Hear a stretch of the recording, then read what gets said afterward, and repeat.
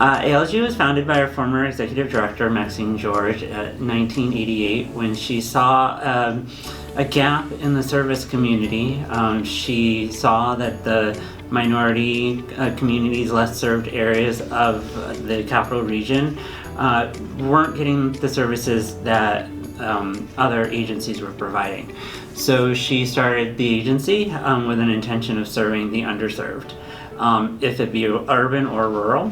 So our program started with the after-school program at Mount Pleasant Middle School. It was our very first program, and then it grew from there to our residential program and to our community programs.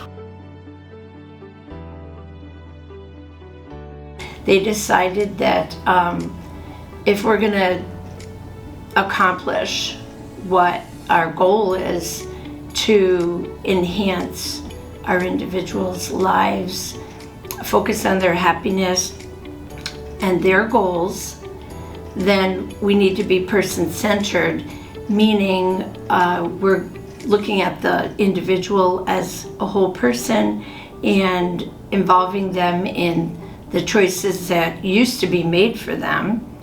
And we're delving more into their likes and dislikes, and that of course is going to affect their happiness. Well, self-direction is essentially what it says, self-directed services. We help our individuals self-direct their independence in the community. So we help them find social engagements, things to help them become independent members of society. Our job as the fiscal intermediary, we serve as the go-between for our individuals in the state. So we help them manage their budgets, get the appropriate funding. So say if they want to take a cooking class, they want to go to camp, they want to learn how to drive, they want to hire their own staff at a particular pay rate, we help them find these things that they can do in the community. We support their staff as their staff supports them, helping them to work on their goals so they can become independent members of society. So the whole premise of self-direction is them living their dreams. So if I have one individual that wanted to take voice acting classes, her budget is used to fulfill that dream of hers. We have some individuals that love cooking, so we help them get into cooking classes so they become the best chef they can ever be. What they want to do is not impossible. Sometimes it's an issue of funding, but thank God for their budget that allows them to do those things.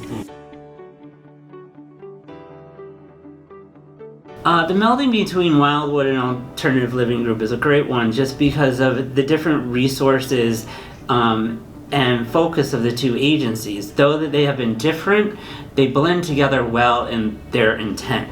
Wildwood had the same intent and focus of developing high services that reflect well in the community and make people happy and dream and focus on those things. Where us as a smaller agency, we've had the flexibility to be a little bit more independent and focus solely on the individual. So the merger, I believe, will give us a great option of blending the individual service delivery that ALG has found to be so strong into the community of Wildwood and the high service value that has been provided by that entity into a larger programming across the capital region or even across the state.